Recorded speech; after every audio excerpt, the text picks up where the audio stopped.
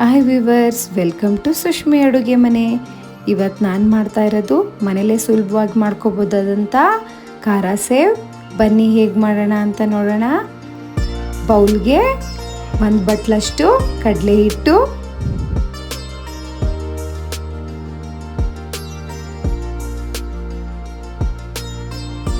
2 spoon ಅಕ್ಕಿ ಹಿಟ್ಟು,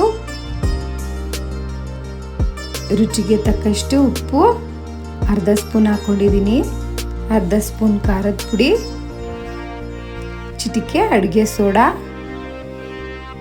ಎಲ್ಲನೂ ನೀರು ಹಾಕೋದೆ ಫಸ್ಟು ಹಾಗೆ ಮಿಕ್ಸ್ ಮಾಡ್ಕೊಳ್ಳೋಣ. ಎಲ್ಲ ಚೆನ್ನಾಗಿ ಮಿಕ್ಸ್ ಆಗಲಿ. ಸ್ವಲ್ಪ ಸ್ವಲ್ಪ ನೀರು ಹಾಕಿ ಕಲಿಸ್ಕೊಳ್ಳೋಣ. ಬಜ್ಜಿ ಹಿಟ್ಟಿಗಿನ್ನ ಸ್ವಲ್ಪ ಗಟ್ಟಿಯಾಗಿರಬೇಕು, ತುಂಬ ಗಟ್ಟಿ ಬೇಡ, ಸ್ವಲ್ಪ ತೆಳುವಾದ್ರೂ ಪರವಾಗಿಲ್ಲ. ಇವಾಗ ಒಂದು ಬಾಣಲಿಗೆ ಎಣ್ಣೆ ಇಟ್ಟು ಕಾಯಕ್ಕೆ ಬಿಡೋಣ.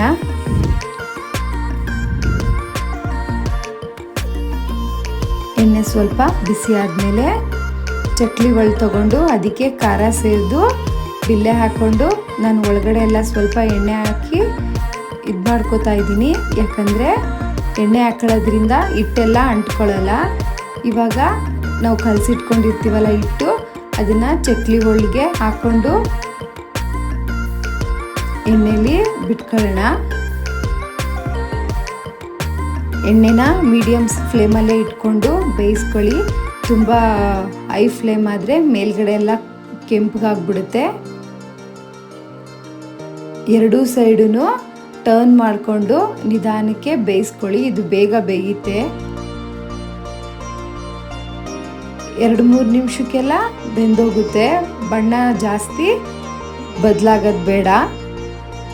ನೋಡಿ, ಇವಾಗ ಎಲ್ಲನೂ ಬೇಯಿಸ್ಕೊಂಡಿದ್ದೀನಿ. 1 ಬಟ್ಲಷ್ಟು ಕಡಲೆ ಬೀಜ,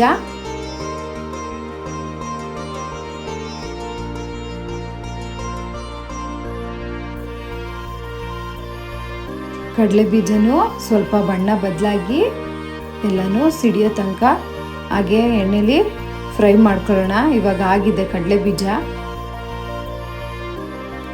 1 ಬಟ್ಲು ಸಣ್ಣ ಸಣ್ಣದಾಗಿ ಕಟ್ ಮಾಡಿರೋ ಒಣ ಕೊಬ್ಬರಿ, ಅದನ್ನು ಫ್ರೈ ಮಾಡಿಕೊಂಡು ಎತ್ತಿಟ್ಕೊಳ್ಳೋಣ. ಇದೆಲ್ಲ ಸಪ್ರೇಟ್ ಒಂದು ಬೌಲ್ಗೆ ಹಾಕೊಳ್ಳೋಣ. ಇವಾಗ ಹುರ್ಗಡ್ಲೆ ಅರ್ಧ ಬಟ್ಲು,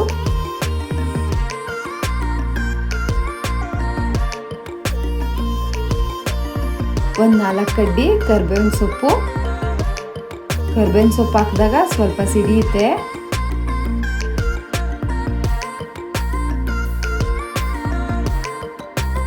ಒಂದು ಬಟ್ಲಷ್ಟು ತಾವರೆ ಬೀಜ, ಮಕಾನ ಸೀಡ್ಸು.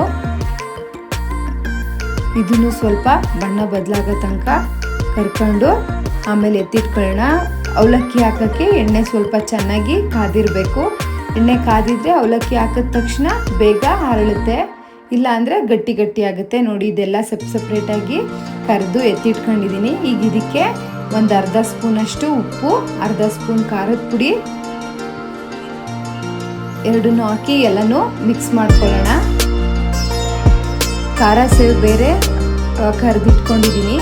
ಅದಕ್ಕೆ ಮುಂಚೆನೇ ಉಪ್ಪು ಖಾರ ಹಾಕಿರೋದ್ರಿಂದ ಅದಕ್ಕೇನು ಉಪ್ಪು ಖಾರ ಹಾಕೊಳ್ಳೋದು ಬೇಕಾಗಿಲ್ಲ. ಇದಕ್ಕಷ್ಟೇ ಹಾಕಿದ್ರೆ ಸಾಕು.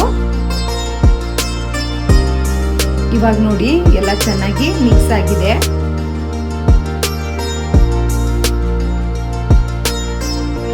ಇದೆಲ್ಲ ದೊಡ್ಡದಾಗಿದೆಯಲ್ಲ, ಸ್ವಲ್ಪ ಸಣ್ಣ ಸಣ್ಣದಾಗಿ ಪುಡಿ ಮಾಡ್ಕೊಳ್ಳೋಣ.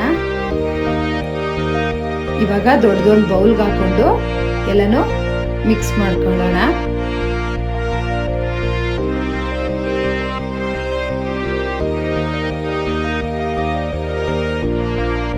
ನೋಡಿ, ನಾನು ಕಲಸಿದ್ದು 1 ಬೌಲ್ ಕಡಲೆ ಹಿಟ್ಟು, ಅದಕ್ಕೆ ಇಷ್ಟೊಂದಾಗುತ್ತೆ.